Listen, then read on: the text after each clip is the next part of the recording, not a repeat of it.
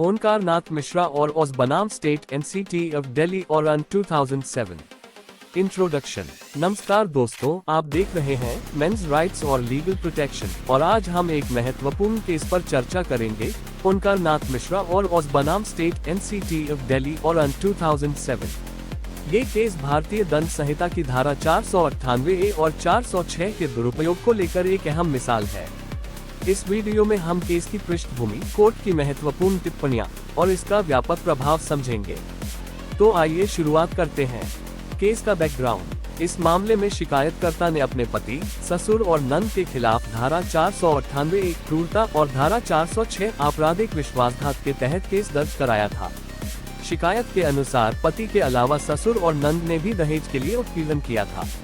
Metropolitan magistrate का निर्णय। मामले की सुनवाई के दौरान मेट्रोपॉलिटन मजिस्ट्रेट ने पाया कि धारा 406 आपराधिक विश्वासघात के तहत कोई मामला नहीं बनता। धारा 498A के तहत ससुर और नंद के खिलाफ आरोप साबित करने के लिए पर्याप्त साक्ष्य नहीं थे। इसी आधार पर अदालत ने ससुर और नंद को इन आरोपों से बरी कर दिया। सेशन कोर्ट का निर्णय। इस आदेश के खिलाफ राज्य सरकार ने सत्र न्यायालय सेशंस कोर्ट में पुनरीक्षण याचिका रिविजन पिटीशन दायर की। सेशन कोर्ट ने पाया कि धारा 498A और धारा 406 के तहत सभी आरोपियों पर प्रथम दृष्टया मामला बनता है। इसके आधार पर ट्रायल कोर्ट को सभी आरोपियों पर आरोप तय करने का निर्देश दिया गया। सुप्रीम कोर्ट का फैसला। मामले की सुनवाई के बाद सुप्रीम कोर्ट ने महत्वपूर्ण टिप्पणियां की। धारा 498A का उद्देश्य महिलाओं को घरेलू हिंसा और दहेज उत्पीड़न से बचाना है, लेकिन इसका दुरुपयोग नहीं होना चाहिए। शिकायत में ससुर और नंद द्वारा प्रताड़ना का कोई स्पष्ट सबूत नहीं था। फर्म में ऐसे किसी विशेष कृत्य का उल्लेख नहीं था जिससे साबित हो कि ससुर और नंद ने शिकायतकर्ता को प्रताड़ित किया था।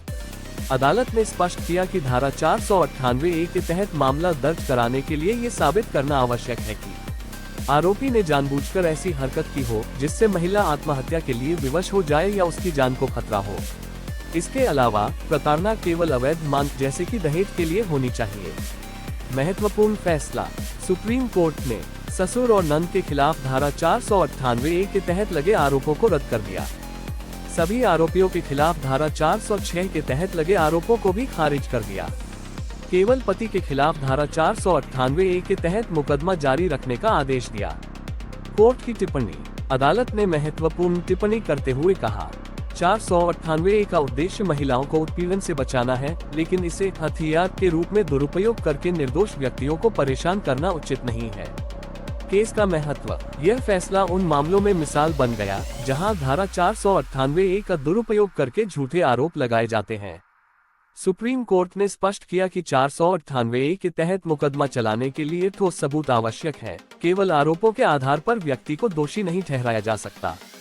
ये केस भारतीय न्यायपालिका के लिए एक महत्वपूर्ण मील का पत्थर है, जिसने झूठे मुकदमों के खिलाफ एक स्पष्ट दृष्टिकोण प्रस्तुत किया। यदि आप भी झूठे मुकदमे का शिकार हुए हैं, तो इस केस का हवाला देकर न्याय पा सकते हैं। आशा है कि आपको यह वीडियो जानकारीपूर्ण लगी होगी। अगर आपके मन में कोई सवाल है तो कमेंट में जरूर पूछें। ऐसे ही महत्वपूर्ण कानूनी विषयों पर जानकारी के लिए हमारे चैनल मेंस राइट्स और लीगल प्रोटेक्शन को लाइक, शेयर और सब्सक्राइब करना न भूलें। धन्यवाद।